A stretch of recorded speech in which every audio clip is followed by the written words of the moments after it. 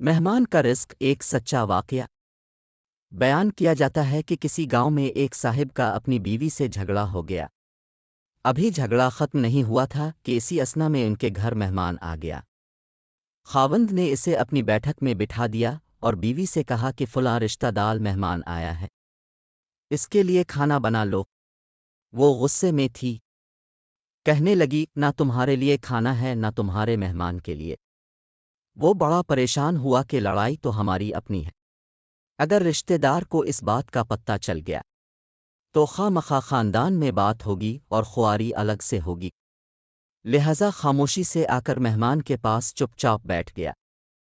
اتنے میں اسے خیال آ گیا کہ چلو بیوی اگر روٹی نہیں پکاتی تو سامنے والے ہمارے ہمسائے بہت ہی اچھے لوگ ہیں، میں انہیں ایک مہمان کا کھانا پکانے کے لیے کہہ دیتا ہوں۔ چنانچہ وہ ان کے پاس گیا اور کہنے لگا کہ بیوی کی طبیعت آج کچھ خراب ہے، لہذا اب ہمارے مہمان کے لیے کھانے کا انتظام کر دیں۔ انہوں نے کہا ٹھیک ہے۔ وہ مطمئن ہو کر مہمان کے پاس آ کر بیٹھ گیا کہ مہمان کو کم از کم کھانا تو مل جائے گا، جس سے میری عزت بھی بچ جائے گی۔ تھوڑی دیر کے بعد مہمان نے کہا کہ ذرا ٹھنڈا پانی تو لا دیجیے۔ وہ اٹھا کے گھڑے کا ٹھنڈا پانی لاتا ہوں۔ اندر گیا تو دیکھا کہ بیوی تو زاروں قطار رو رہی ہے۔ وہ بڑا حیران ہوا اور کہنے لگا کیا بات ہے؟ اس نے پہلے سے بھی زیادہ رونا شروع کر دیا۔ کہنے لگی بس مجھے معاف کر دیں۔ اس کے خاوند نے کہا کہ بتاؤ تو صحیح آخر تمہارے رونے کی وجہ کیا ہے؟ تم ایسے کیوں رو رہی ہو؟